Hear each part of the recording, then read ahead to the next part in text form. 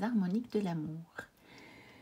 On se retrouve pour la 17e et dernière partie de mes jeux les plus perchés. On est enfin arrivé au bout. Et donc, on va commencer par les cartes de l'archange Raphaël. Donc, je vous ai déjà montré Michael et Gabriel dans une autre vidéo. Et celui-ci, je l'avais acheté en même temps que Michael. Donc, nous avons le petit guidebook habituel de Dorine, avec chaque fois le message. Donc, vous avez la petite phrase, puis vous avez le message. Vous avez des significations possibles, encore d'autres significations supplémentaires, et vous avez celui-ci, comme pour Michael, une petite prière, ce qui n'est pas le cas de Gabriel. Il est conçu un peu différemment, celui de Gabriel. Et donc, voici le genre de carte où finalement, je trouve que les illustrations, elles sont jolies. C'est dommage qu'elles ne sont pas plus grandes. Ça, je vous l'accorde, mais voilà. J'aime bien le genre d'illustration et j'aime bien les messages. Ce sont des oracles qui sont réconfortants. Et puis, si vous avez envie de travailler avec les anges, eh bien, ils peuvent vraiment faire le job, en fait. Ils peuvent tout à fait faire le job. Parce que ils sont quand même bien connectés, je trouve, à l'énergie de ces archanges.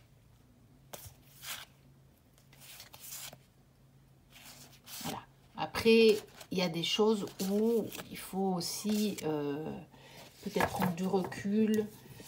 Il y a peut-être des choses qui sont un petit peu dogmatiques. Pas au niveau religieux, voici le dos. Pas du tout au niveau religieux, mais peut-être un certain dogmatisme ésotérique, on va dire, ou même spirituel, ce qui ne devra pas exister au niveau spirituel, on ne devrait pas en avoir. Alors, j'ai celui-ci, que je n'ai pas depuis longtemps, que je suis ravie d'avoir, de Wassima, donc le Nest of Light Oracle, donc le nid de lumière. C'est donc un oracle en français et anglais. Donc, vous avez ici sur les cartes, c'est écrit en anglais, mais dans le guidebook, que j'ai pas sorti parce qu'il ne rentre pas dans la boîte, vous l'avez en français. Vous avez la partie en anglais, la partie en français, parce qu'il faut savoir que Wassima est bilingue. Donc elle est canadienne à l'origine, elle habite maintenant au Portugal. Elle parle très très bien français, mais elle parle aussi bien l'anglais. Et donc tous ces jeux sont faits de manière bilingue. Mais elle privilégie l'anglais sur les cartes, généralement. Alors, j'adore le toucher. Il est un petit peu... il est légèrement ligné, ce toucher. Très légèrement. Les cartes sont mates, mais elles glissent très très bien. Et elles chantent. Ça fait partie de mes jeux que j'ai achetés à peu près à la même époque et qui chantent. Et alors, j'aime beaucoup. C'est un jeu qui vous invite à des pratiques spirituelles, en fait. Mais très très très variées. Puis toujours très très simple, parce que Wassima est quelqu'un d'extrêmement humble et d'extrêmement simple. Et donc jamais elle va vous emmener dans des choses, on va dire, compliquées qui vont vous torturer l'esprit. Par contre, elle est extrêmement perchée. Mais vous voyez, elle est capable de mettre l'ours en plus sur la carte. Le dragon doré. Et donc, c'est vraiment un oracle qui vous propose une pratique spirituelle, ésotérique, en lien avec votre problématique. Donc voilà. C'est un très, très, très beau jeu. Et qu'on peut, bien entendu, utiliser avec des bouquins qu'elle a fait, qui proposent des thèmes de tirage. Mais ou pas. pouvez l'utiliser en dehors. Et puis moi, j'utilise ces livres avec bien d'autres jeux. Alors, l'oracle de Rumi, une invitation au divin. Donc, d'Alana Fairchild, de nouveau, et dont les illustrations ont été faites par Rassouli. Alors, voici donc les cartes. Voici le dos.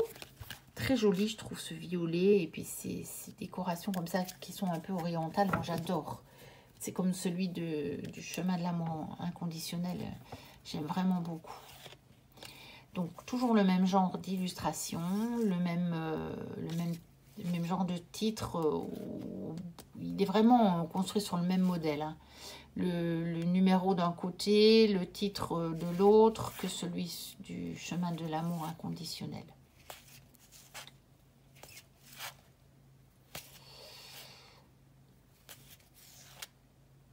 Voilà. Des illustrations sublimes, je trouve. Et les messages le sont tout autant. Voilà, c'est déjà un gros guidebook, hein, parce que Alana a toujours beaucoup de choses à faire, à dire. Et donc, vous avez le message de la carte. Vous avez une petite citation de Rumi. Vous avez tout un message d'Alana. Voilà, et vous avez encore un rituel sacré, si vous voulez le faire. Mais c'est pas obligé, hein. Vous pouvez aussi l'utiliser avec le message. Moi, je fais rarement le rituel. Je suis pas très rituel. Je dois avouer. Je suis pas très rituel. Je préfère les choses plus simples. J'ai quand même une vie quotidienne chargée. Et donc, ben voilà, les rituels, il faut savoir le temps. En fait, j'ai quand même des rituels. Mais ce sont des rituels très simples et très rapides. Donc voilà, il est aux éditions, je crois que c'est Vega, je vais vérifier pour vous dire. Oui, c'est ça, c'est Vega. Donc l'oracle de Rumi, d'Alana Fairchild, illustré par Rassouli. Alors, l'autre oracle qui est de la même collection que les noces originelles, c'est le cercle de l'alliance, à l'écoute de votre source sacrée. Et il est aussi de Béatrice Lerito avec les illustrations de François Mérinis. Je m'aperçois que je ne vous ai pas dit de qui étaient les illustrations de l'autre parce que ça n'apparaissait pas sur la boîte et que je n'ai pas cherché à regarder. Donc, toujours la même boîte, des toutes grandes cartes, toujours un beau guidebook. Donc, qui est appelé carnet de voyage. Je vais remonter aussi la caméra, je vais faire comme pour l'autre parce que clairement, voilà, ça sera plus facile de le faire rentrer dans le champ. Donc, un guidebook très bien fait avec beaucoup de choses, notamment des questions à se poser, beaucoup de choses qui amènent à la réflexion. Et donc, de très grandes cartes, très belles, très colorées. Et magnifique. Oui, voici le dos, parce que en fait elles sont à l'envers là. Voilà. Vous voyez de très beaux dessins. Et je pense que l'illustrateur doit être pardon. Je pense que l'illustrateur doit être le même. Parce que je reconnais, je pense. Ou alors c'est vraiment deux personnes qui travaillent dans le même style. Hein. Et tous les deux avec Béatrice. Mais je ne pense pas. Je ne pense pas me tromper en vous disant donc que les noces originelles a été aussi illustrées par François Mérinis. Je pense qu'ils sont encore disponibles ces jeux. Donc aux éditions Le Souffle d'Or. Voilà, de très beaux jeux. Ensuite, ce gros coffret aux éditions Arcana Sacra. Connected and Free de Lorraine Aletta. Donc je vous l'ai dit, ce jeu, je le voulais. Depuis que je l'avais vu sa sortie. Je ne l'ai pas acheté tout de suite, je ne sais pourquoi. Quelque chose me retenait. Voici le guidebook, donc tout en couleur, que j'aime beaucoup parce que, vous voyez, il n'est pas fait de manière symétrique et de temps en temps, j'aime bien ça. Ça change un peu et je trouve que c'est très bien fait. C'est très artistique. Vous n'avez pas toujours les textes écrits aux mêmes endroits par rapport aux cartes. Et je trouve ça intéressant, en fait. Et je vous ai dit que je m'en étais pas encore tellement servi. Parce que, en fait, c'est un jeu que je ne peux utiliser que vraiment pour des questions très, très, très spirituelles. Plutôt où j'en suis dans ma progression ou ce genre de questions. Voici le dos. Je ne suis pas hyper fan, mais bon, voilà. Fait le job. Parce que si je l'utilise, même ne serait-ce qu'en guidance ou quelque chose comme ça, par rapport à une situation plus précise, il tombe à côté. Donc ça, c'est un jeu que je réserve du coup vraiment à un travail spirituel. Et pourtant, quand vous regardez les cartes, elles ne sont pas si spirituelles que ça. Je veux dire, les thèmes, ils peuvent très bien, très bien vous amener à faire presque de la divination. Mais chez moi, ça ne fonctionne pas. Il ne fonctionne que en...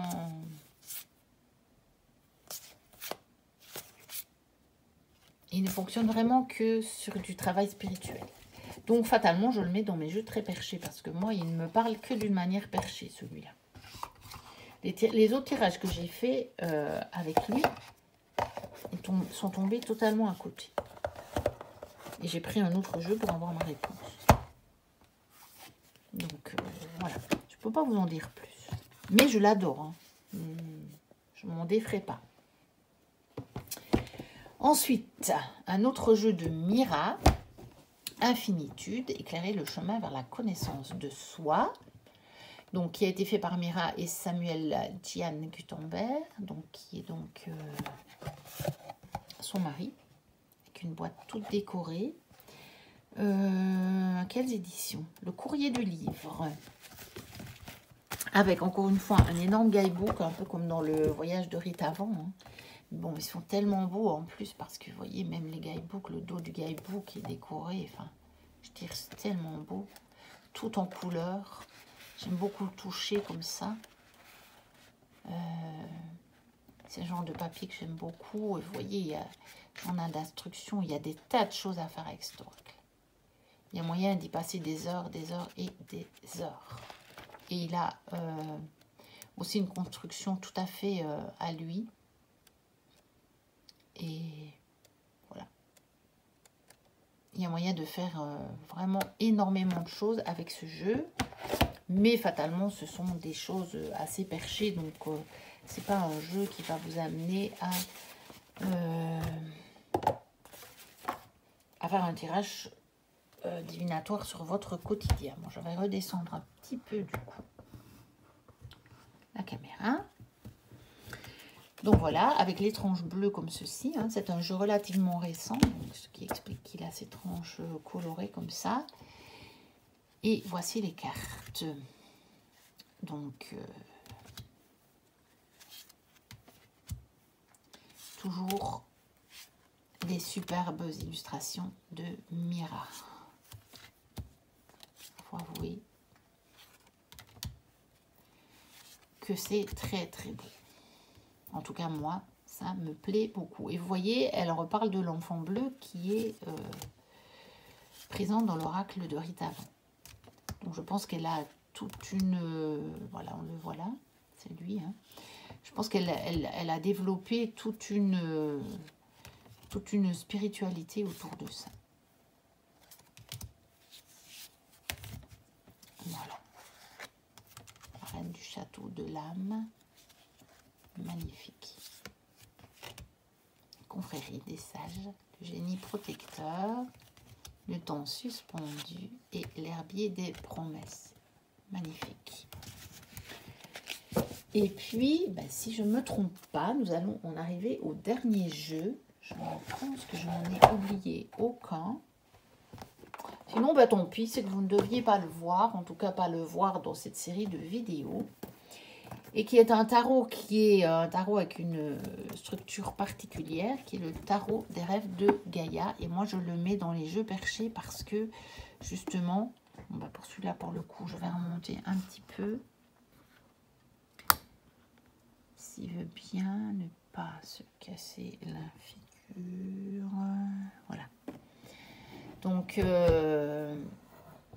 qui est aux éditions Vega, qui a sa structure bien à lui, comme jeu, donc qui a été fait par Ravin Faisan. Et vous voyez, déjà rien que l'information ici sur le guidebook, c'est chercher, ressentir, grandir, guérir. Donc fatalement, rien que ça, on se rend compte que c'est pas un jeu divinatoire.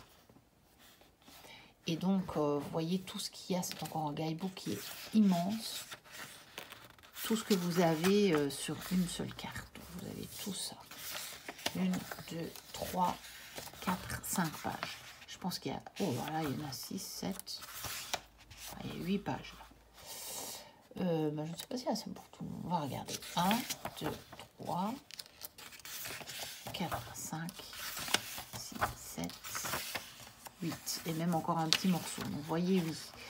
C'est un jeu dont le guidebook est hyper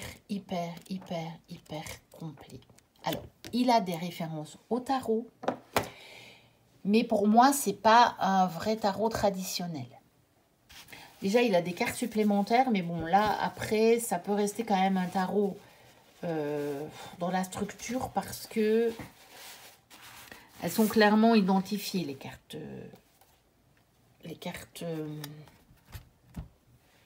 Bonus, les cartes additionnelles. Je vais redescendre pour vous montrer les cartes. Mais par contre, la numérotation ne correspond pas à celle du tarot traditionnel, en tout cas pas par rapport aux archétypes présentés sur les cartes. Parce que ici, on a clairement, selon moi, la carte de l'ermite, mais vous voyez que c'est la carte numéro 10 et donc pas la carte numéro 9. Donc, si vous l'utilisez en rapport, si vous prenez à côté un livre sur le rider, vous allez être totalement perdu. Ça ne va absolument pas correspondre. Après, si vous n'avez pas besoin, puisque si vous achetez ce jeu-là, vous avez le guidebook. Donc là, il n'y a pas de souci. Vous l'avez qui accompagne. Donc, moi, je l'utilise comment? Je l'utilise comme un oracle avec une structure de tarot, c'est-à-dire une structure d'arcane majeur et d'arcane mineur. Ça, c'est la première chose. Et en utilisant les références au tarot pour certaines cartes, dont celle-ci. Si je vais tirer celle-ci, je vais me dire, bon, ok, ça me parle quand même de l'ermite. Voilà. Mais clairement, vous avez l'abondance, c'est pas la carte du diable. Pourtant, c'est la 15. Vous voyez? Donc là, vous avez 22. Donc ça, c'est des arcanes mineurs. Par exemple, vous avez 3, le jeune homme. Bon, normalement, c'est l'impératrice. Ça colle pas. Vous voyez? Donc là, on a vraiment... on a des rappels du tarot. Très clairement. Ça, par contre... le roi d'air, vous allez pouvoir retrouver le roi d'épée, bien sûr. Et là, ça correspond. Et ça correspond aussi à sa numérotation, on va dire. Dans les suites, ça correspond un peu mieux. Mais pour le reste, il faut oublier cette histoire de tarot et lire les cartes pour ce qu'elles sont. Donc voilà. Je vous montre encore quelques cartes.